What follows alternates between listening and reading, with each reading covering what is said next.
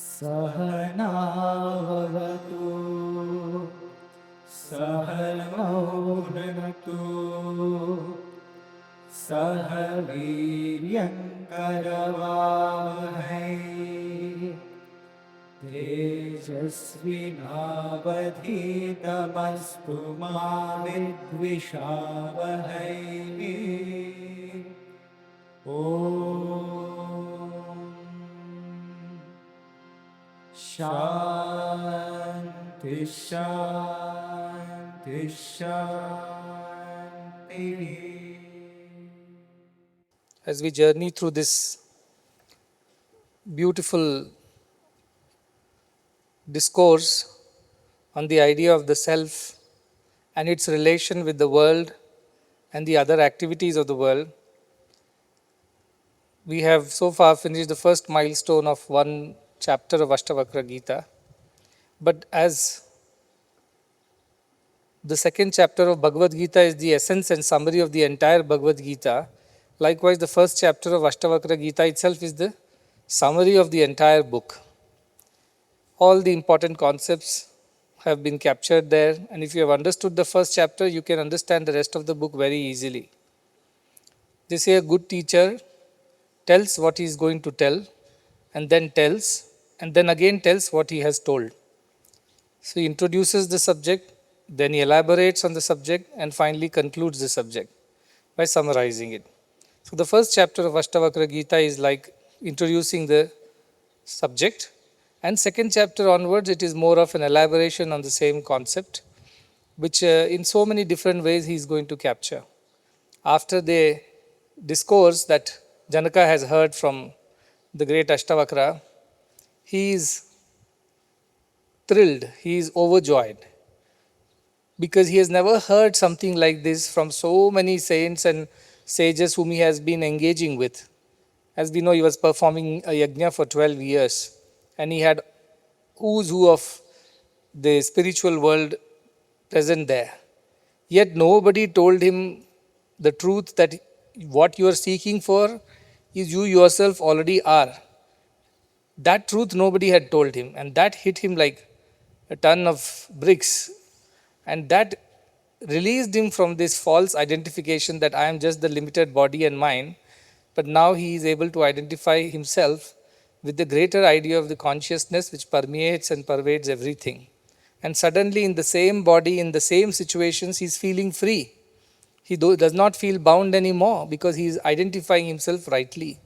Like the proverbial story of the lion cub which was lost in the flock of sheep and kept on thinking it's a sheep and lived the life of a sheep, the life of fear, life of survival, life of all kinds of problems and negativities. But the moment the big lion comes and makes him realize that you are not a sheep, you are a lion cub, makes him see its reflection in the river, water, and releases him from this false identification that was the bondage.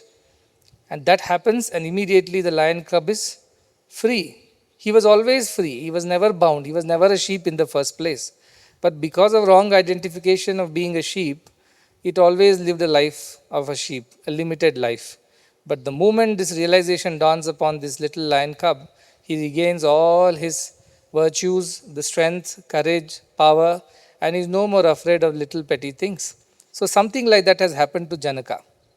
In the first chapter, he kept on listening to the great sermon from the Ashtavakra, sage Ashtavakra, and then now he has suddenly realized that, oh, he was all the time deluded with false identification with just the body and the mind, which keeps changing. But he is the changeless self. And that idea is now upon him. And the very first shloka, Janaka Uvacha.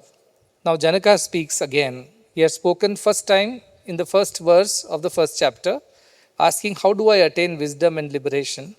And now, after having listened to the 19 shlokas of Ashtavakra, again Janaka speaks. The king says, Aho niranjanaha shanto bodhoham prakruteha paraha eta vantamaham kalam mohe naiva vidambitaha. He says, oh, aho, the very exclamation in the beginning. It's a realization. When you realize something, you're thrilled, you exclaim, oh, wow, or things like that. So he says, oh, I realize it now. Aho, Niranjanaha. I was blemishless self. I thought I was such a petty, silly, limited being with so many faults and frailties. But you have made me know that I am Niranjanaha, who can never be polluted, who can never be dirtied, who can never be sullied. I am that pure self, Shanto, and my nature is that of peace. So all the disturbances of the mind, the vagaries of the mind, the various states of my mind are all false. I was always peaceful, I am peaceful, and I shall be the same because that is my true nature. Bodhoham, I am awareness, I am knowledge, I am wisdom. I am not ignorance. I am not limited. This false identification is wrong. Bodhoham, bodha means experiential knowledge. Jnana means theoretical knowledge also can be knowledge, but bodha means end of knowledge is wisdom. When you experience the knowledge and you experience the awareness that Ashtavakra has talked about, that is the bodha. He says, I am that awareness. I did not know that. Now I have known. Prakriteha paraha. Prakriti means all these changing ephemeral idea of body, mind, and the nature around us. I am beyond that. I am changeless.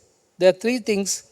They say Jiva, Jagat, and Ishvara. As per our scriptures, these are the three delusions we have. Jiva means I am separate from God. I have a different existence. That is Jiva Bhava.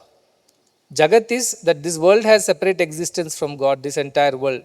The very word Jagat means Jagat, that which comes and goes. So it's a changing thing. And Ishvara. Ishvara is the manifest form of divine, the Saguna Brahma. All these three are delusions according to our scriptures, but we kind of get used to it, accustomed to it, and then we live in that. So when he says Prakrite Paraha, I am beyond the very idea of this Jiva Jagat Ishvara, the nature of the creation, which is that individual is different from the divine, that the world and all the things around you are different from the divine, and that divine has a name and a form and a limited existence. All three are delusions. They are all under the Prakriti. But Prakriti Paraha means I am beyond these three. I am not the Jiva that I thought I was. I am not even, and the world that I thought was real is also not true. And the idea that God has a limited, finite form and existence with attributes also is not true. I have gone beyond all the three now. Paraha, I have gone beyond, above all these things. And the next one he says, almost with some remorse and regret, Etavanta Maham Kalam, all this while I was thinking like this in the wrong way, Mohe Naiva, out of delusion, out of wrong understanding, out of ignorance, out of attachment, I was thinking it some other way. I was vidambitaha, because of this illusion, I was deceived. I was cheated by my own mind, my own understanding and idea of the scriptures. So he feels suddenly relieved. Of course, he feels the regret that I did not know this all the while I was thinking I was something other than divine. And all this world was something other than divine. And divine himself has a limited form and name and existence. All these ideas were deluding me so far. But I was so firmly thinking that it was all true. And I was fooled into thinking this way. I was duped, I was deceived, I was cheated by my own understanding. This is his conclusion at the very beginning of the next chapter. Imagine he is Uttamadhikari, he is such a deserving disciple that it does not take much time for him to understand what his guru is telling. Very quickly he has understood. And the first, his reaction is like that of, imagine the little lion cub who discovers that he is actually a lion cub and not a sheep. What should be his first reaction when he looks at his reflection in the river water? What should be the reaction? Oh, I am a lion after all. That is what, Aho Niranjana Shanto. Oh, I am the blemishless self, ever peaceful. And Prakrite Paraha. I am beyond all the vicissitudes of this world. And I am the Bodha, I am the very awareness on which everything depends. I am beyond destruction. I am beyond changes. I am beyond all the ephemeralities. That is a realization that Janaka has achieved. Now you may ask whether he really understood or he is just repeating what his guru has said. Has he really experienced it? Or he's just theoretically, intellectually saying, yes, I got it, I got the point. Like many of us may get the point, but we don't understand it experientially. But he says, Bodhoham, Bodha, I have understood that I am that awareness. And this is with my practical understanding and experience that I'm able to speak to you like this. I don't know how many of us are capable of speaking like this after the first chapter. At least intellectually we are able to speak like that, isn't it? Oh, really, Swami, you said we and you and the divine and the nature and everything is one and the same. We are not separate, we are not different. It means I am you, you are me, and everything is one and the same. That realization for somebody who has never heard this concept should be a big shock. Now you will say, Swami, on one side you say just believe the Guru, believe the scriptures. On the other side you're saying question the scriptures, question the Guru. So you're confusing me. No, I'm not confusing anybody. Read the scriptures, believe that it is true. Like how we start proving a hypothesis. So we start with a hypothesis, a theorem, and then we do various experiments, repeat them over and over again, and finally come to a conclusion and say that this is true, hence proved. Likewise, take the religious injunctions as the theorem or the hypothesis. Somebody else has proven this before. A mathematician might have proven that theory, but still you write it in your exam, right? That theory comes for you to prove. And then you have to do your own analysis and deductions and finally conclude. Likewise, the scriptural truths might be there. But for a sadhaka, a real sincere one must question in the sense in a positive way, not in a negative way. Not to disprove anything, but to try to prove that. One must go through that process, self-analysis. And finally, after having deduced it properly, analytically, that is what Sankhya Yoga of the second chapter of Bhagavad Gita is. Shri Krishna helps Arjuna deduce that knowledge. Sankhya means analytical deduction. So he starts off in the beginning saying, there is only self, there is nothing else. Then Arjuna does not get it. Then he reduces the level of difficulty and says that anyway, everybody dies. You are also going to die. At least die for the right cause instead of wrong cause. So again he reduces it. Then further he says, actually there is nothing like papa and punya when you perform your actions with absolute sincerity and detachment. You can be a sthita prajna, and that is how you can still act in the world yet not be affected by it. Like that, very logically Arjuna is taught that why should he fight the battle. Likewise, our scriptures might have knowledge, but we must analyze it for ourselves, question it in the sense in a positive way, constructive way, and then understand it with experience. That is what I said. Shastra, Pramana, Tarkavada and Swanubhava. These three steps are to be followed. Without that, you should not go to the next truth. So, Janaka must have done that. As he was listening, he was deducing, yes, there is something in me which is a witness to everything. When I am fast asleep, there is something in me which is still awake and aware. Because when I wake up, even though I don't remember I have slept, but I haven't forgotten who I am and who these people are. So something in me keeps my knowledge intact. Something in me makes me understand what's going on. Then we did the exercise of deduction. Object and the observer. Seer and the seen. The seen is the object, eyes are the seer. The seen is the eyes, mind is the seer. Seen is the mind, consciousness is the seer, and there is nobody who sees the consciousness. Because consciousness is self-illumined. It has its own power to understand things. So this he must have done some exercise. I'm sure you all must have done. And that is why he is able to exclaim this way. Oh my, I thought all the way that I was just bound by this body and mind and thing. Adi Shankaracharya went and fought, or rather debated with the Karma Kanda. There are 6 philosophies India follows. That is Nyaya, Vaisheshika, Yoga and things like that. But the previous to the Advaita Vedanta, which is called Uttara Mimamsa, is called Vedanta. Before that is called Purva Mimamsa, which was all about rituals. People were blindly doing rituals without even asking a question. They were scared of these authorities. They will blindly follow whatever is being said. Nobody questioned the authority. That is the time when Adi Shankaracharya went all the way to Mandana Mishra, who was the supreme authority on Karma Kanda, means actions or ritualistic worship. And then he argues with him. And what a beautiful debate. In the debate, how do you know who is the winner? They put a jasmine garland around the neck of both the debaters. Adi Shankara, who is debating for oneness of everything, Advaita. and Mandana Mishra, who is debating for separation of Jiva and Paramatma. He says individual is different from the divine. Individual must worship the divine and attain peace and happiness, but can never equate itself with the divine. That was the Karma Kanda. Both of them had a battle, verbal battle, and the rule was whosoever garland dries up first, he is the loser. So why would garland dry up? Garlands will anyway dry up after a certain time. Whosoever dries up first.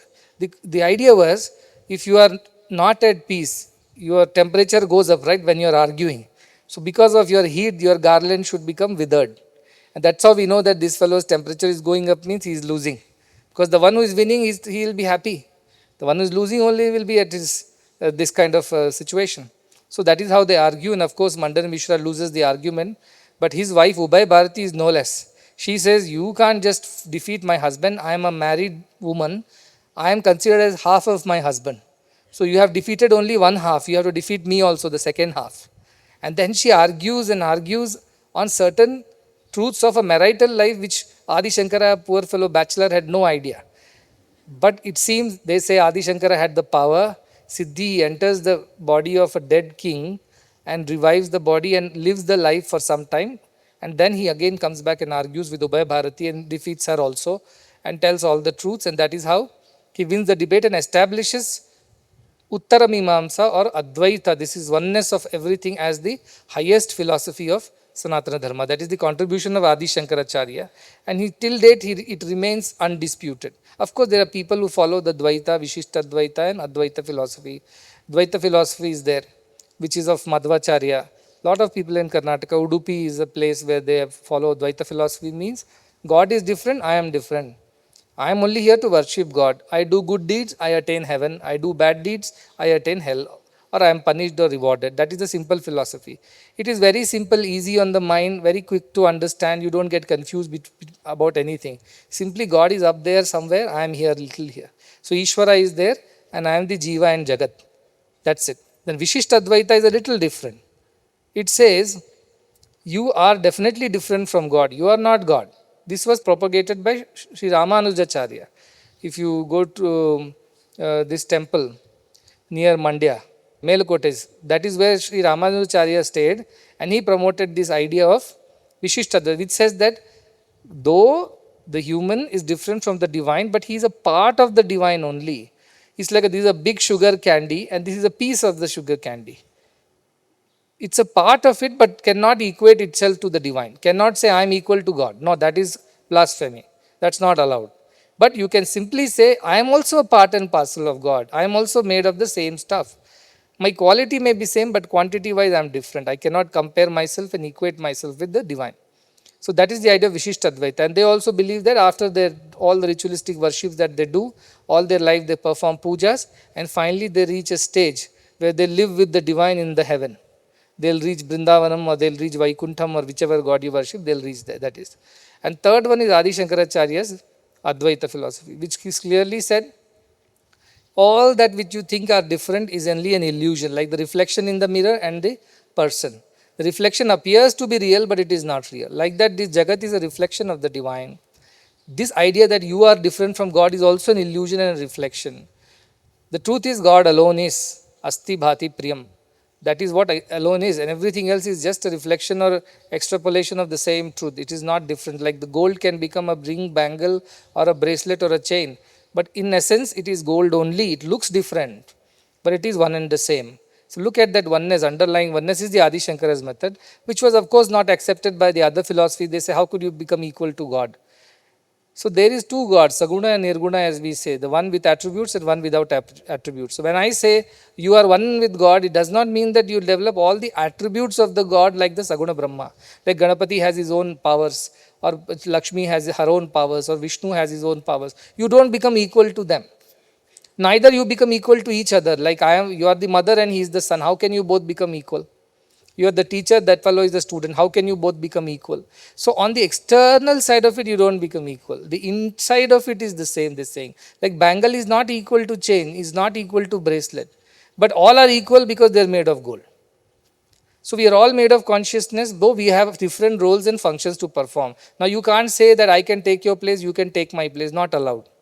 because each one of us have certain functionalities, attributes and properties which we must respect. So to that extent we are different, but to that extent we are same. We are different in the outside, but we are same on the inside. So are you comparable to me? Yes and no. Yes, because inside we are the same, outside we are different. So you have to respect people for what they are. So to that extent we should be conscious of that. So these are the three philosophies. Now Janaka has always been following the first two philosophies, I'm sure. Because why are you doing yajnas? To please some God who is where? Who is up somewhere in heaven. And what will you achieve by doing all the yajnas? You will gain fruits or blessings or boons. So this whole idea that you are different, somebody is sitting there and going to reward you, this idea is what Janaka was always occupied with, and all the years he has spent doing this. But now suddenly this new truth dawns on him. That all this while I was thinking I have to please some God outside somewhere and do all rituals and pujas and worship. But now I realize I was always imagining there is nothing there to be pleased. It's me only. It's my consciousness, it's my awareness which is everywhere. I am looking for something other than me, it's not possible. Somebody comes to you, tells. I am only that divine I was searching for everywhere. What kind of divine? Niranjanaha, blemishless. Because as human mind we have so many problems, faults, mistakes. So all this is not me, that is the mind part of it. Shantaha, my mind becomes disturbed, agitated. I am none of them. Then he says, Bodhoham, I am the awareness. I am the awareness of everything. My consciousness permeates and pervades everything. I am that. And then I am beyond all the changes of the world. I was deluded all this while thinking I was something else. Reminds me of a very beautiful shloka from Mundaka Upanishad. It's a cross reference, it's not written here. It just occurred to me that when Yama, the Lord of Death, is arguing with Nachiketa, or rather Nachiketa is arguing with Yama, please teach me the truth. What happens after death? Do we continue? Do we not continue? People are confused about it. Nobody has given me the right answer. Since you are the Lord of Death, you alone can give me the right answer. And he goes after him. Yama becomes very happy. And there he speaks. See, this self, this truth, this wisdom cannot be attained by people by listening to mere discourses. You think you have heard from me and you have understood. No, you have not understood.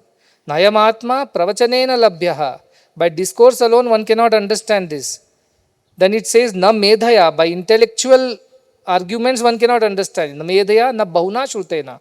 Or by listening to various people. You don't understand this from one guru, you shift your loyalty, go to some other guru and start listening to them. Maybe that way you will learn something. No. He says by discourses, by listening to it through various people in various ways, you don't get it. Intellectually, if you use your mind to understand it, you don't get it. Yamai vesha vrunute tena labhyaha tasyaisha atma vivrunute tanuswam, it says. It chooses the one whom it wants to reveal itself to, it says.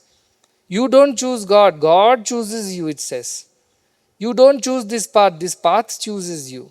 You don't choose the divine, divine will find you. And you don't choose this truth, the truth will choose you. Truth will reveal itself to the deserving.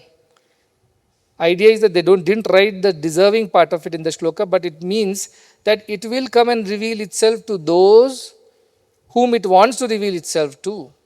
But who is that person whom it wants to reveal itself to? The one who is ready, who is deserving. Such a person alone will come to know about it. In Hindi they say, भैंस के आगे been बजाने से कुछ नहीं होने वाला. If you play it in front of a buffalo, buffalo is not going to dance. Snake is going to dance, not buffalo. Likewise, if you tell these truths in so many ways to so many undeserving people, they are not going to get anything out of it. This is the idea. Unless you are ready. Janaka was ready for it. So he got it. Another shloka from Mundaka Upanishad also is very beautiful, because who is this deserving fellow? He says, Nayamatma balahinena labhyaha. It is not to be attained by the weak people. Swami Vivekananda said, spirituality is for the strong ones. Spirituality is for the courageous. It's not for the weak, who chicken out at the very first difficulty on the spiritual path. It's not for them, it's for the brave hearts, who are ready to weather any storm, who are ready to take anything in their stride, who are ready to go to any extent. Spiritual knowledge is only for those, not for these cowards. So that is the idea. He said, Balahine labhya nacha pramadat tapaso vapya lingat. Nacha pramadat tapasa, who are doing their sadhana, their seeking is faulty. because they really don't want it truly. If they really want it, as I said, you must want God with the exclusion of everything else. You can't have this also and that also. That's not allowed. If you want God and the spiritual knowledge, then that alone should be your goal. Everything else is not required. Your mind is only single pointedly focused on this idea. So he says, if somebody is doing pramada tapasa, matlab somebody is doing tapas, but not doing it sincerely, not doing it correctly, such a person will not also not attain it. Like the karma kandis, whole life they keep worshipping something or the other. Anything they can lay their hands on, they start worshipping. Why? Out of fear. Something goes wrong tomorrow, God should protect me. I don't have these desires of various things, they worship God. What Krishna says is Arti, Artarti and Jignasu. They don't get it because their tapasa is faulty, their sadhana is faulty, their seeking is faulty. And Vapya Lingat, those who are not fully dedicated to this cause, they don't get it. Then it says, Etai Rupa Yateta Yastuhu, the one who really puts effort without faulty ways, without wrong understanding, without insincere feelings, but wants God for God's sake, and he's courageous. He's strong in his will as well as in his pursuit. Such a person, Yastu Vidwan, Tasyesha Atma, Vishate Brahmadham. Such a person will enter the Brahmadham. Brahmadham means that consciousness, that supreme state of consciousness. Such a person enters who is strong.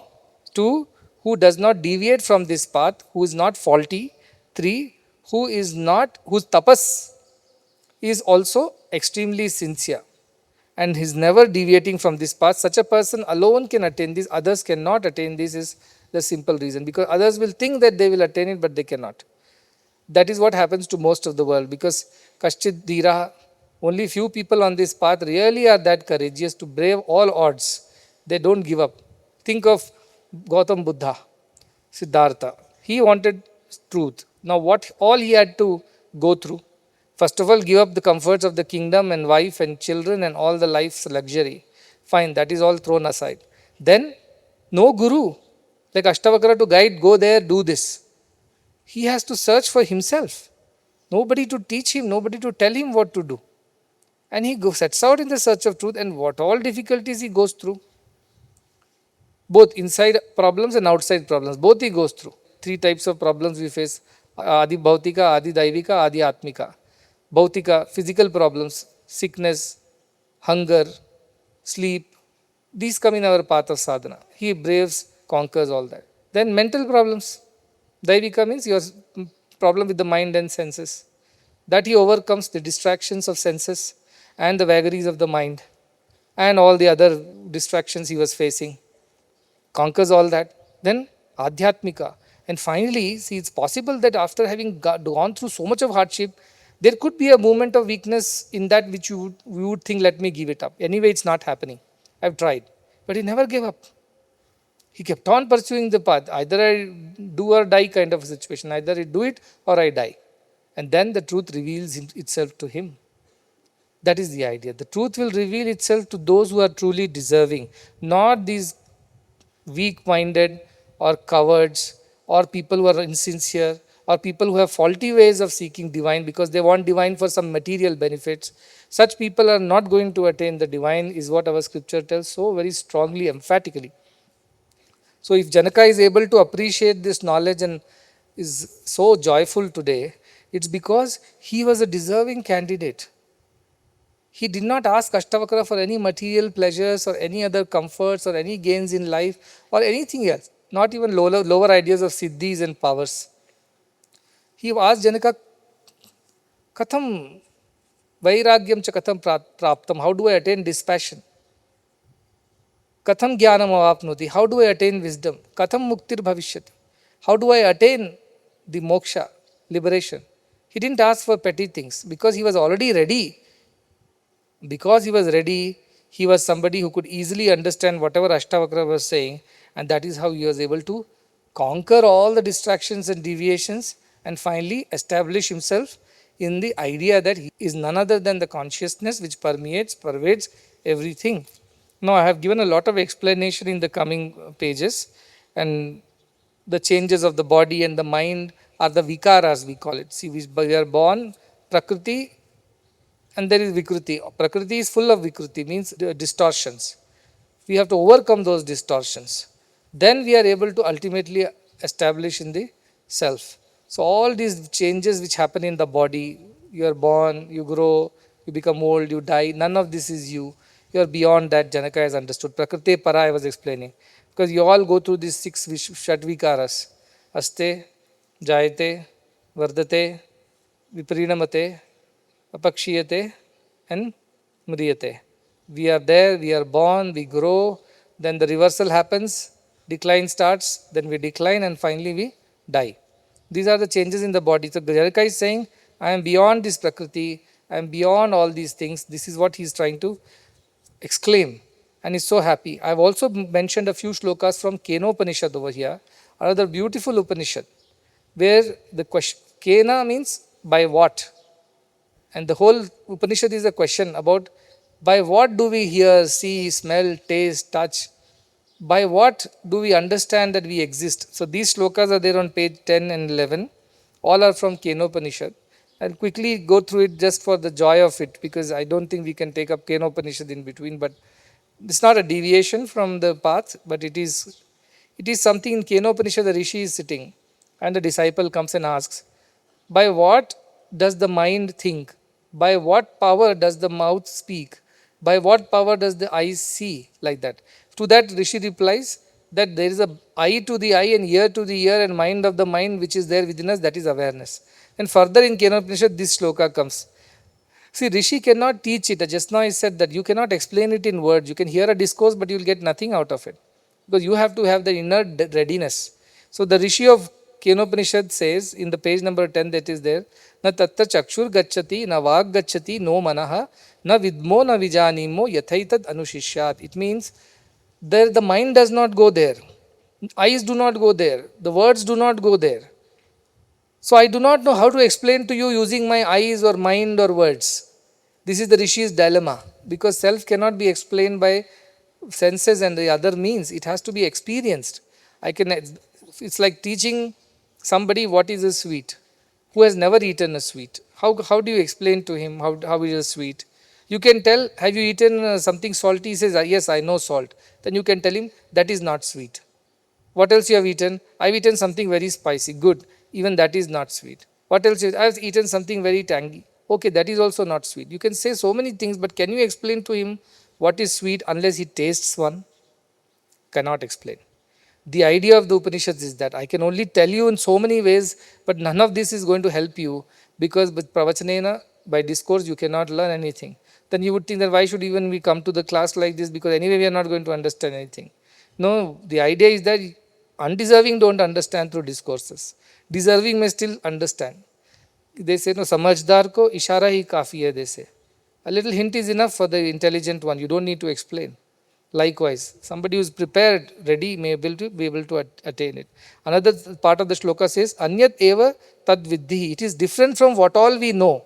So if you ask me, is the self like a high state of joy? Like somebody asked Vivekananda, what is the big deal? I take all these substances and I also experience that state of delirium and joy. We are knocked off. I am also enjoying that. Why should I do meditation? I enjoy it by taking a drug or a pill.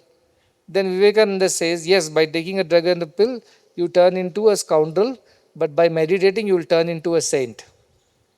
That's all is the difference, because it gives you the temporary state of some kind of elevated experience, but that doesn't last. So he says, Anya deva tadviddhi. Whatever we know in this world, it is not none of that. That is the first explanation. And whatever we do not know, it is even beyond that, he says. Basically, it cannot be understood by the worldly means. That's all is the conclusion. And this is what our ancient people have told. Iti shushruma purvesham ye nastad dvacha chikshire. People have told me like this, that this is different from what we know and much different from what we do not know also. It is something else altogether. This idea of self. To understand it, one has to really be it. That is, to know what is sweet, you have to eat a sweet. Without that, you cannot know what is a sweet. Likewise. And then he very beautifully says the next sloka in 11th, this is the continuation of Kenopanishad. Yasya matam tasya matam, matam yasya navedasaha. The one who says, I do not know about it, he is the one who really knows, because he knows that he cannot explain it. And the one who says, come here, I'll explain, I'll give you Brahma Jnana, come here, sit here, he is fooling you. Don't even go to such a person. So the one who says, I do not know how to explain to you, he is the one who really knows it. And the one who says, I can explain to you, he is the one who does not know it, he says. Because avijñātam vijanatam, vijñātam avijanatam. Those who claim they know, they do not know. Those who claim they do not know, they are the ones who know it. It is poetry again. As I said, this is not something that you can explain in words. This is something that has to be experienced. You can only say so many things about it. But at the end, sweet is sweet, and how it tastes, it is only an experiential reality. You cannot explain it in the word. That is the idea of this self. And I'll leave this now, this sloka here. The idea is that only, that this self is something that has to be experienced. I cannot explain to you in any amount of words. All the words in the world, in all languages, would be insufficient to explain what it is to be that self, to be established in that pure consciousness awareness and operate from there. Nothing compares to that. That is what he says. The second sloka is further elaboration of his state of joy, Janaka's joy. It is on page number 15, which says, Yatha prakashayam yeko deha menam yatha jagat ato mama jagat sarvam athva nacha kinchana. Another very beautiful philosophy is being explained. I just read the meaning first. It says, Yatha prakashayam eko, just as I alone illuminate this. This means deha menam, this body. Tatha jagat. In the same way, I alone illumine the entire world around me. What is this idea of illumination? Awareness is the idea. When you know something, you are illumined about it, you are knowledgeable about it. He says, the same awareness that makes me aware of my body, the same awareness makes me aware of the world also. It is one and the same, it is not different.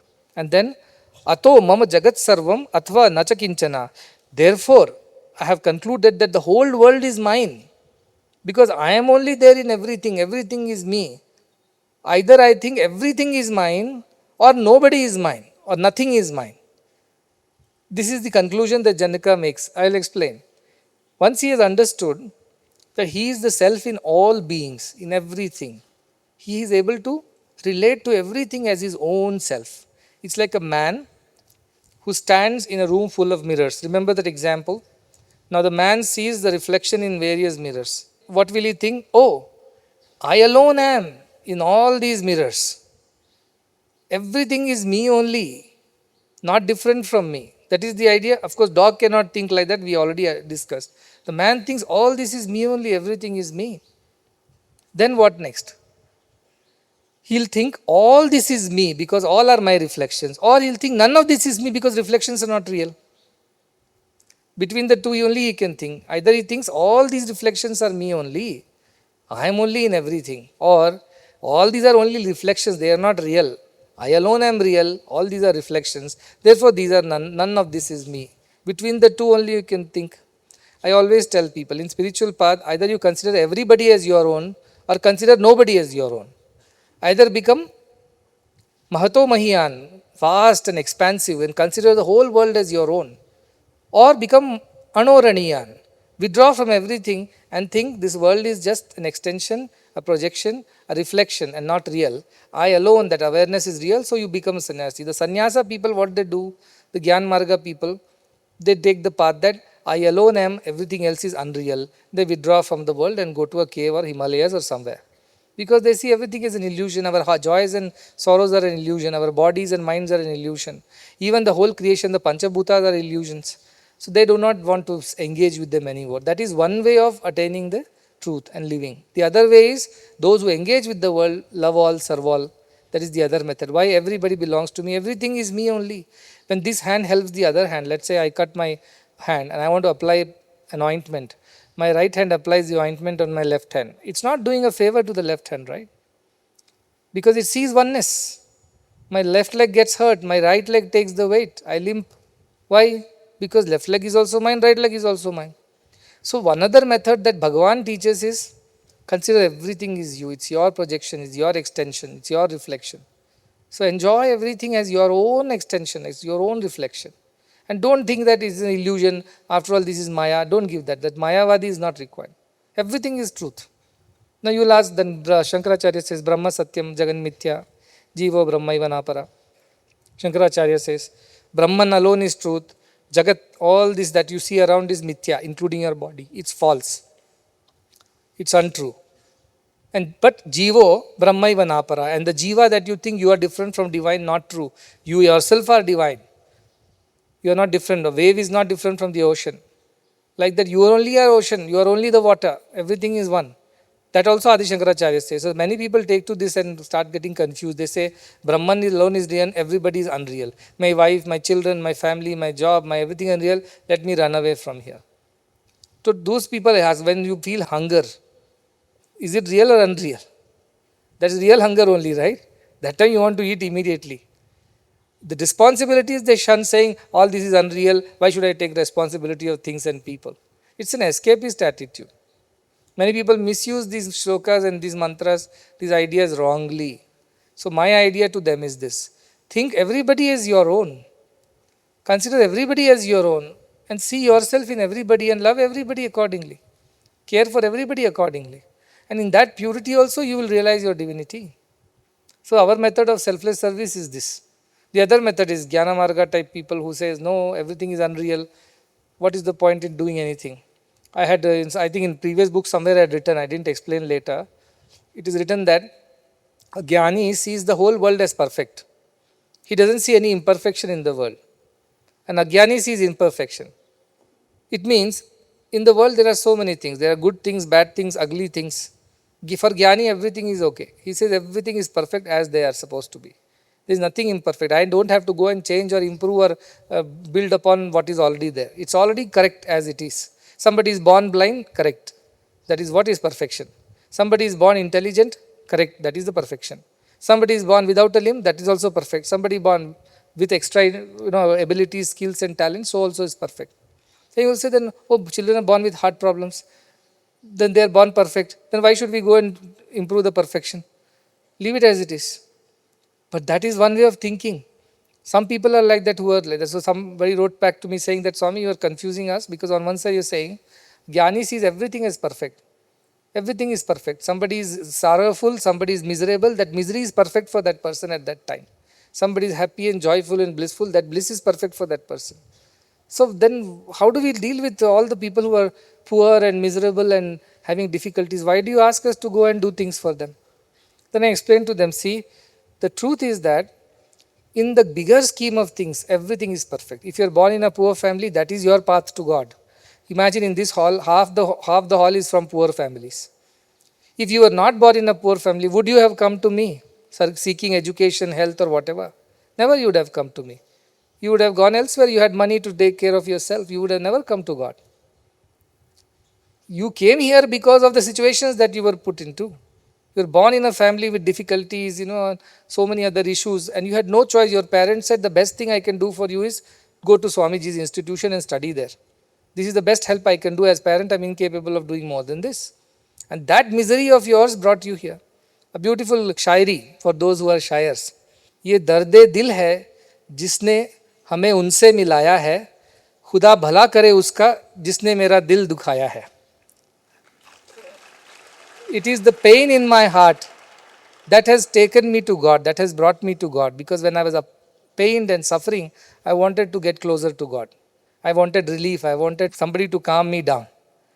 So thanks to those who have really hurt me badly, because of them I sought God. Otherwise I would have been roaming in the same worldly things. So thanks to those who have really troubled me and caused me problems, because that is why I turned towards God. So problems are also perfect in that way. So the devotee asked, if you say like this, then how are we to interpret all your teachings that go serve here, build hospitals, build schools, take children to... What is the point? Then I said, see, not every Jnani is the same. Different types of Jnanis are also there. There is Ramana Maharshi, who is also Jnani. But his Jnana or his role in the world is not to go and improve the world. He was himself, he was all by himself. Anybody who sought him came to him, and he hardly spoke, he was always silent. If that fellow was very deserving, in his silence also he got the answers and went back. Somebody told Ramana Maharshi, let us build a school or hospital. He said, no, I do not want to engage with anything. Only thing that he engaged in was with little worship, and whenever people used to come, he used to feed them as per the kitchen, whatever Annadanam used to happen. And he would take great interest in cooking and serving the food. Then he'll go do his Giri Pradakshina, he'll play with his animals, and most of the time he'll be quiet. He'll be just lying on his couch. People will come, take darshan and go, sit for some time and go back. Sometimes they'll chant something, sometimes they're sitting quietly. He would not bother to change anything. In fact, it seems once a set of thieves had barged into Ramana Maharshi's ashram in those days, in the middle of the night, because they thought this man is getting popular, he must be having enough dakshina coming from devotees. And they broke into his ashram. Not only broke into the ashram, they even bet up the people inside the ashram to steal things. Even Ramana Maharshi got a few thrashings because of the thieves. Next day they said, oh, we must complain, do something. And Ramana Maharshi is calm. He says, what have they taken? Whatever they taken, good riddance of that also. He is not bothered, not trying to improve the situation. So that is one type of jnani. For them, everything is okay. Everything is perfect. They don't want to change anything. They say it's in their great divine plan. So their role in the world is like that. Their jnana is for those like very high-end devotees who are already ready. They only need that wisdom. These people are for them. But then there is large middle class who does not understand things just like that. They need to be prepared, they need to be trained, then they need to be made ready, then you give wisdom to them. They are suffering with diseases, poverty, mental issues, so many other anxieties, depression. They have to be first taken care of. Do not preach to an empty stomach, says Vivekananda. So Vivekananda is another kind of jnani. He says, let's fill the bellies first, then we will give them wisdom. Swami is like that. He teaches to serve, because once you serve, the person is in a comfortable position, then you can talk about higher truths to people. So this is other set of jnani. Our mission has been ordained by the divine to do these things, to serve and that thereby improve things and thereby attain self-realization. Sri Ramakrishna Paramahamsa or Sri Ramana Maharshi's missions were different. Ramana Maharshi was not here to improve the world by opening hospitals, schools and doing Annapurna programs. That was not his way. But he was also there to do what he was there to do. That's it. So everybody is ordained to do will differently. But the perfection which we are talking about is not the perfection in the bangle or the chain or the ring. It's the perfection of the gold itself. How wonderful this gold as a metal is that it melts into any shape, size, any design. It doesn't cry. Don't make a bangle out of me. I am not agreeable to it. I will want to be only chain. Never it says so. Put it in the fire. Does it cry? Why are you putting it in the fire? It's burning me. It's hurting me. Or hammer it with a hammer and shape it differently. It doesn't cry. Doesn't complain. Likewise, the jnani is like that. Difficulties come, so be it. Happy times come, so be it. Doesn't complain. Similarly, other people also go through it. He does not have any insensitivity. He is not understanding. But he is just too wise to engage with petty things. Like when two children fight. For them, it is a big thing. It's a huge ego and prestige issue there. But for a teacher or the principal, what should he think of those two people fighting? He can at best say, don't fight, this is unnecessary. No, sir, this is necessary. Okay, fight. Leave it. What can you do about it? Like that, the Ramana Maharshi method is that. At best, why are you fighting? He'll tell. No, this is what is it. Okay, continue. You will realize it for yourself whenever the time. This is perfect for you. This is the only way you will realize, by fighting, hurting, damaging everything, then realizing what a foolish thing it was to do. So go through it. That is one way. But some other ways will say, no, you'll hurt each other, you'll hurt others, you'll waste. So let us stop them from fighting, give them some wisdom. So different teachers have different approaches. Nobody is right or wrong. Now you can't compare me with somebody and say they are wrong, I am right. All that is again delusion only. You are again thinking from your mind point of view and therefore it's colored. Do not do that. So our Ashtavakra says, you are the self which is not bothered by all these things. And Janaka has realized this. He says, oh, now I realize. I am only everything, either that is my attitude or I am nothing, that is the attitude. All this is mine, that is the attitude, or nothing is mine, that is the attitude. Why? Because other things are only projections, reflections, all these externals. I am the water, I am not the wave, I am not the ocean. Either water thinks, yes, I am only the ocean, I am only the waves. Or the water thinks, I am none of these, I am actually only water. I am neither the ocean nor the wave. Between the two, it can think only one way. So suddenly this realization dawns on him, I am only all this. All this is mine from that point of view. Or nothing is mine, because all these are external things, this kingdom, the relations, the people, the ministers, the wealth, the treasury, the land, the properties, none of this is mine because all this is illusion. The real self does not get entangled in all these things. So this is the attitude a jnani develops. And same thing I tell also. How do you live in the world? Love everybody as if everybody is yours, or detached from everybody as none but nobody is yours. This problem that some people are mine whom I would like to look after, other people are not mine whom I don't care about, this is where the confusion begins. That's why when I say Udara Charitanam tu Vasudhaiva Kutumbakam, for the broad minded ones, the whole world is a family. How does that happen? Because their heart has expanded in love. Now they consider everybody as their own and not out of simply an intellectual exercise.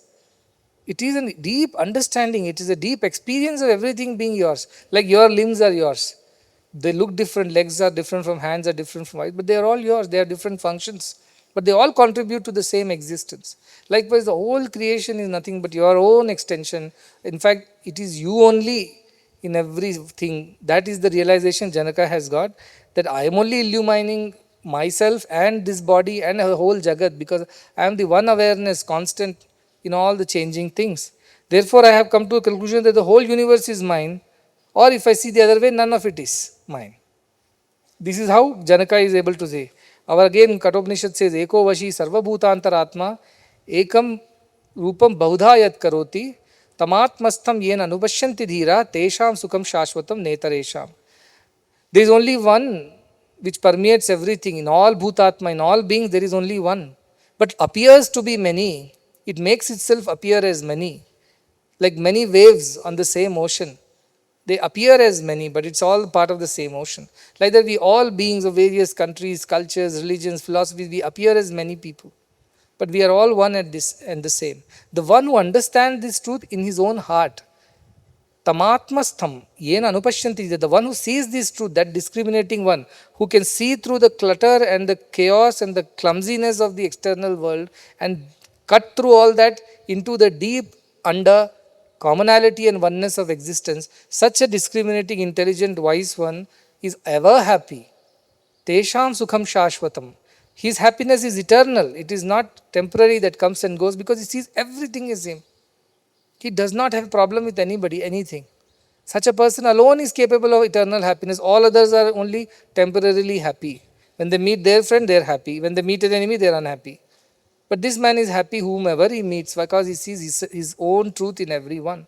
The same shloka continues, also says, Nityo anityanam chetanas chetananam eko bahunam yo vidadati kaman tamatmastham yena anupashyanti dhira tesham shantim shashvatim netaresham.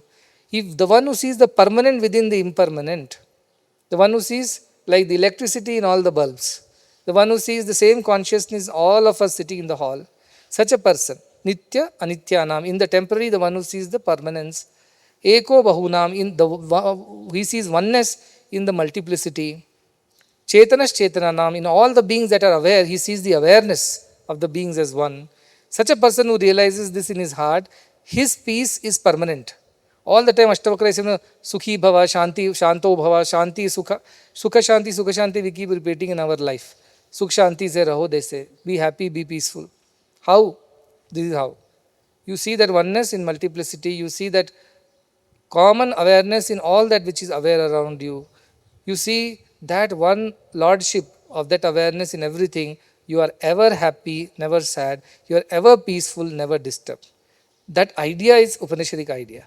And that is what Ashtavakra has taught Janaka. And Janaka, being such a good disciple, has quickly caught that idea. And not just caught the idea, he's experienced the idea and he's able to explain that this is how I feel now. In a way, he's kind of verifying that is this how one should feel at that point in time. I'm feeling such way. I'm feeling that everything is mine or none of this is mine. And then the third shloka, which says, Sashariram aho vishwam परित्यज्य मयाधुना कुतश्चित् कौशलादेव paramatma vilokyate. He says, Sashariram aho vishwam. Now by some subtle skill, see, kutaschit kaushala means by some subtle skill, by some strange ability, which was not mine before, but somehow I have developed, I believe, in the last few hours when I have been hearing you. And he says, kutaschit, means some kind of kaushalat, some kind of skill that I have developed, eva, this one, that Paramatma vilokyate, I am able to see the Paramatma. Atma means Jivatma, small one. Paramatma, the ultimate supreme self, I am able to see in everyone. Sashariram aho vishwam, in my body, along with the entire world, entire universe, I am able to see the same self in everything. Parityajya maya adhuna, and I've given up this idea they are different immediately, that my body is different, the world is different. Parityajya, from the root I have eliminated this idea of separateness. My adhuna, immediately I have done that. After listening to you, I have discarded this idea of separateness of my body and the world and everything else as being different. And it is not an intellectual exercise. I have understood that, I feel it in my heart. But what has happened? As if by some strange blessings, a skill that I have all of a sudden developed, I am able to experience that supreme being, that supreme self in everything. This is the idea. He tells no, yadi deham pratakritya chiti vishramatishtati. If you can separate yourself from the body and your mind is put to rest without any thoughts, adunaiva sukhi shanto bandha moksho bhavishyasi. Here and now you will become sukhi and shanta, peaceful and happy, and be free from all the bondage. He is responding to him in his same words. What is even? Sashariram aho vishwam parityajya. I have given up the idea of body. Means I have given up the idea of mind also, which you asked me to do. Parityajya, and from the root, I have eliminated this idea. And mayaduna, he says, adunaiva sukhi shanto, mayaduna. Immediately I have done this. The moment you told me, you taught me, I have immediately followed this. And now what do I experience? As if some strange power has come to me, because of which Paramatma vilokyate, I am seeing everything as the same divine self. This realization has happened to Janaka. And he is explaining the realization to his guru like a child who wants to tell the teacher about what he has done. These children are there, they draw something and they want me to see all their drawings.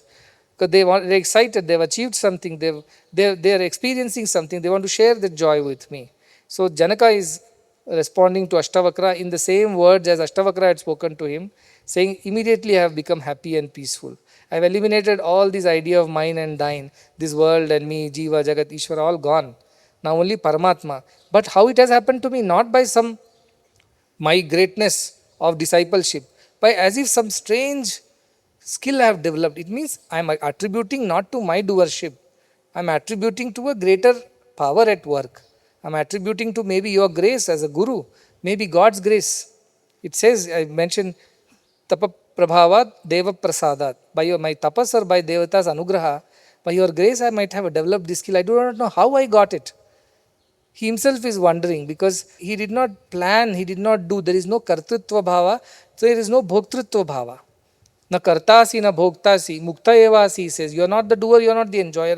This is exactly what he is saying. Many times students come, I tell them give a speech or something. After the speech they tell, Swami, the speech comes out well. I tell, very well done. They say, Swami, I just don't remember what I spoke. What happened? I had planned something, but something else came out. And I just do not know, but as if something took over me. And I was on an autopilot and everything just happened before I realized it was over and people were clapping. That is the feeling.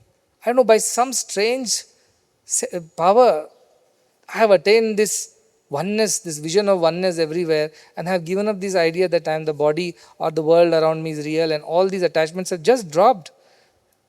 And dropped forever. Parityajya. Tyajya means give up. Parityajya means completely give up.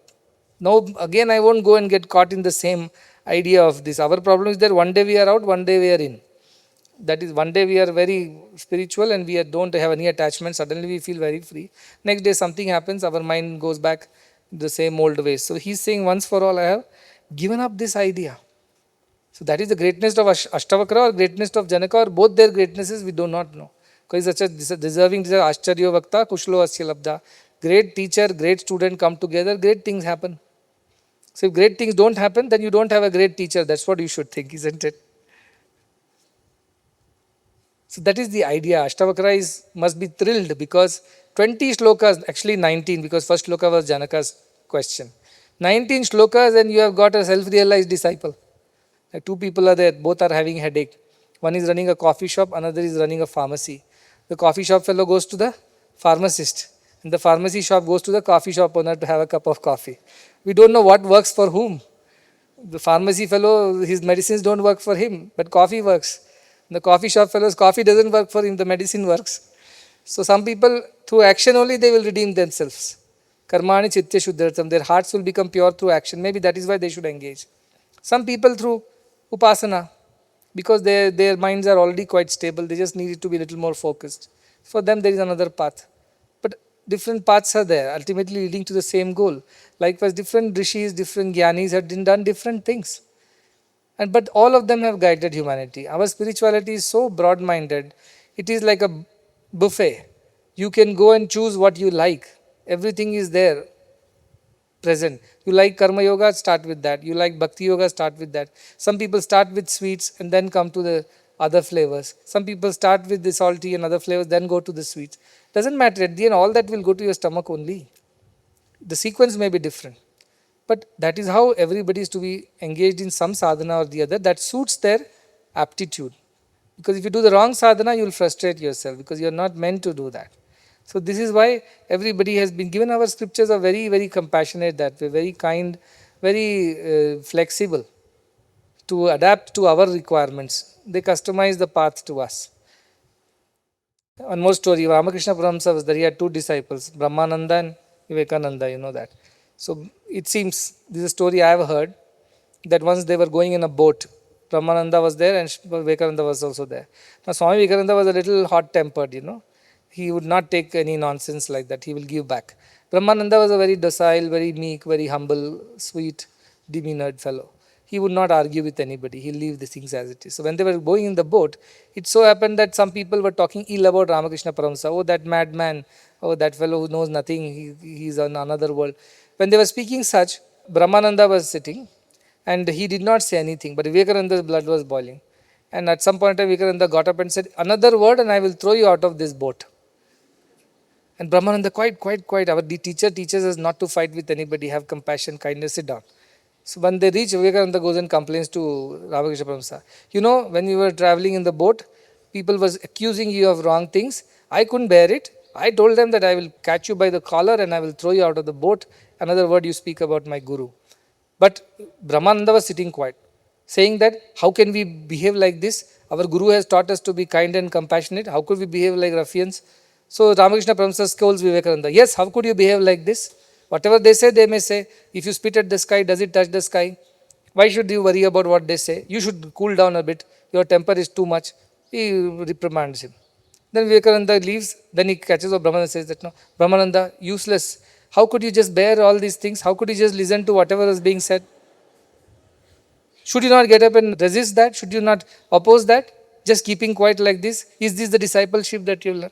Brahmananda is now confused. Just now you scolded Vivekananda for being hot-tempered and arguing back. And you scold me now for not doing that. So that was Ramakrishna's method. Because Vivekananda was too hot-tempered. He had to be mellowing down a bit. So he gave him one lesson. For Brahmananda, there was another lesson. Some people, I want to go and start another project. I said, calm down, just sit here. No, I have to do something. I have to change the world and I have to keep quiet, sit down. There's too much rajas. They are not driven by sattva, they are driven by rajas only. They can't sit quiet. They want to start a new project, do something, get engaged in something because 2 minutes they see they're workaholics. They cannot sit quiet. Because different people have different vasanas and their samskaras. And a guru should be able to understand and accordingly prescribe the right kind of medication. So like that, guru's role is very, very crucial in one's spiritual upliftment. That is why in our scriptures, guru has been placed at the highest pedestal. That without guru, you cannot just, of course, you can be so sincere that your atma becomes your guru. That is another method. But that is very difficult, like Gautam Buddha's method. He had to search for the truth himself and go through a lot. Whereas Janaka Maharaja is sitting at the feet of Ashtavakra and able to realize the self. Because of the presence of such a wonderful guru who is a great speaker of the truth.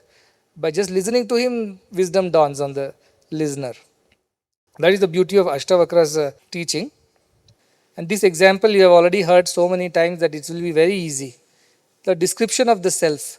Janaka is experiencing some joy of oneness. So again he goes on describing. When you are very happy, we go on speaking, isn't it? Janaka is saying, Yathana toyato bhinnaha tarangaha phena budbudaha atmano na tatha bhinnam vishwam atma vinirgatam.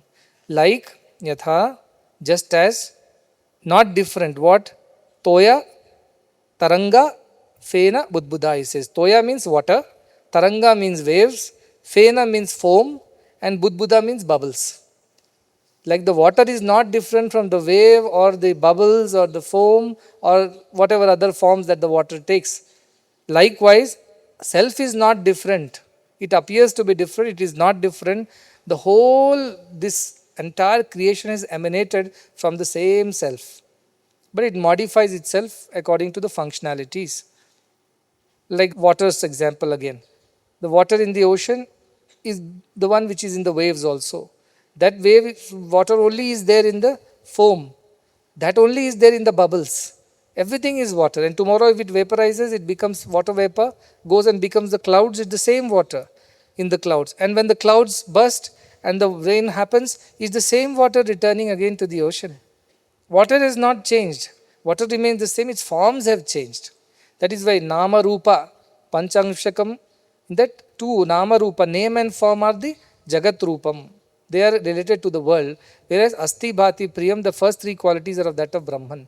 So think of water as the first three qualities, it does not change, actually just modifies itself based on situations. So here he says, I have understood this truth now, that I, you and everything that I see are not different. Like the wave, the foam, the bubbles are not different from water. Likewise, none of us are different. Janaka is further explaining his joy.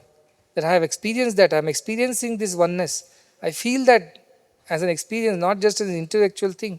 So he's so excited. He's so happy because it's the first time that he has experienced that freedom of oneness. He's expansive now.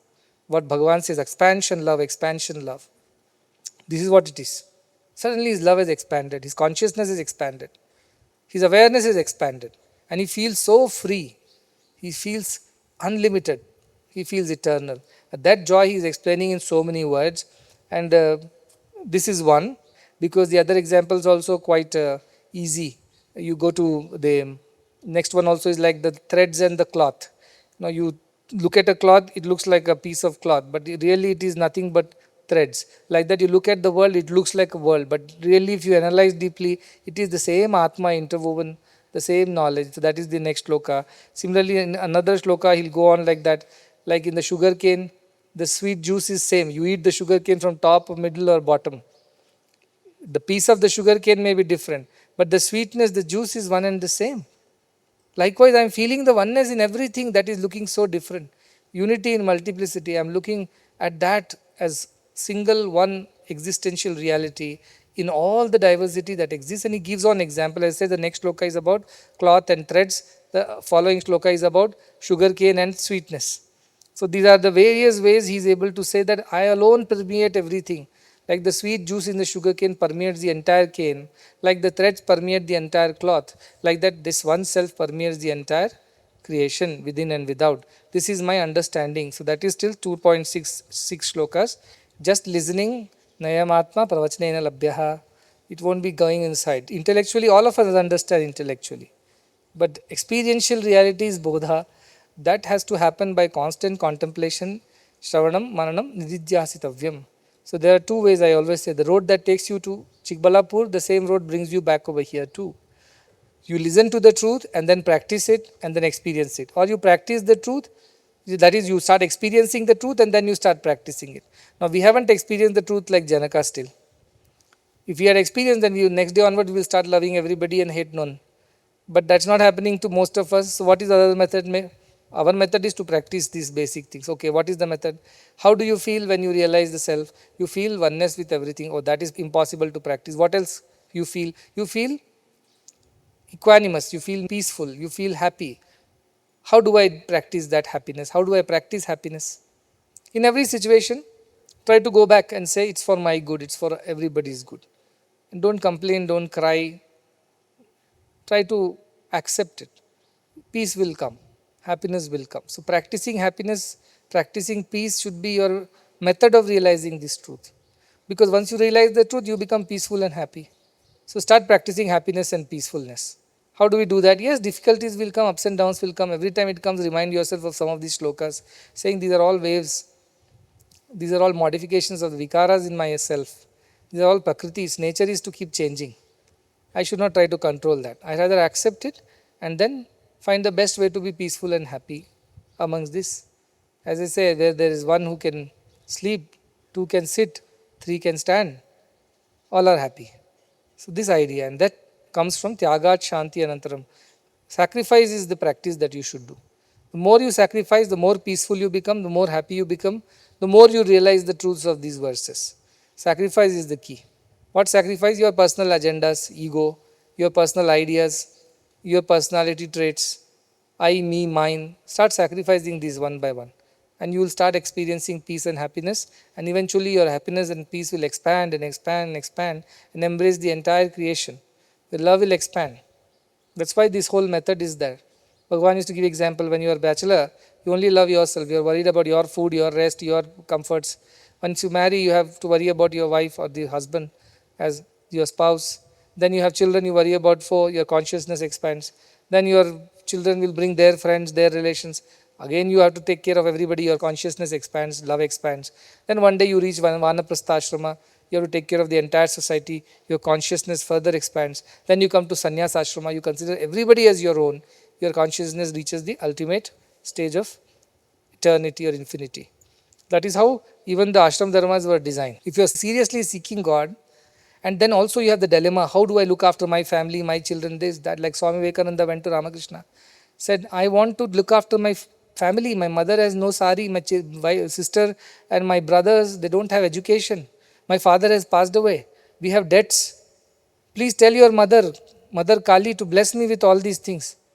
Ramakrishna doesn't do anything, he says, go you ask for yourself. And when he goes and asks Mother Kali, he can't ask anything. The only words that come out of his mouth is Bhakti, Jnana, Vairagya.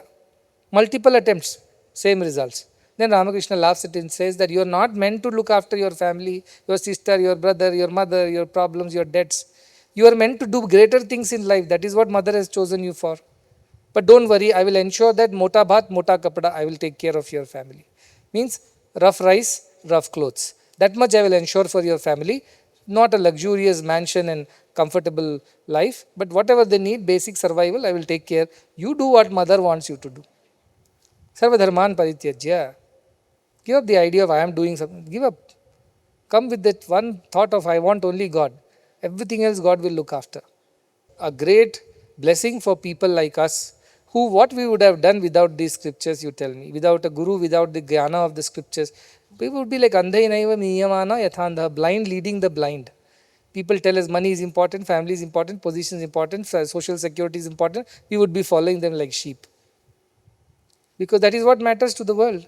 Blind people leading the blind, unwise people or ignorant people leading the other ignorant people. They can't go far. Dandravyamana paryanti mura, they go in circles, they say. Circle of birth and death, birth and death, birth and death. But these scriptures show us the way out. They break the jinx. They show, get out of this loop. This is the way out. Forget about this idea of dharma. Just surrender to the Guru, to the truth. Whatever happens is fine after that. Don't come with lame excuses. This is my responsibility, therefore I cannot dedicate myself to God. Don't tell all these things. That is what the scriptures say. So give up the idea of doership, enjoyership and dharma, adharma. Everything is forgotten, forgiven when Guru's grace shines. If you have pleased the Guru and God, everything else is okay. There is nothing called sin and merit after that. Everything is Guru's responsibility.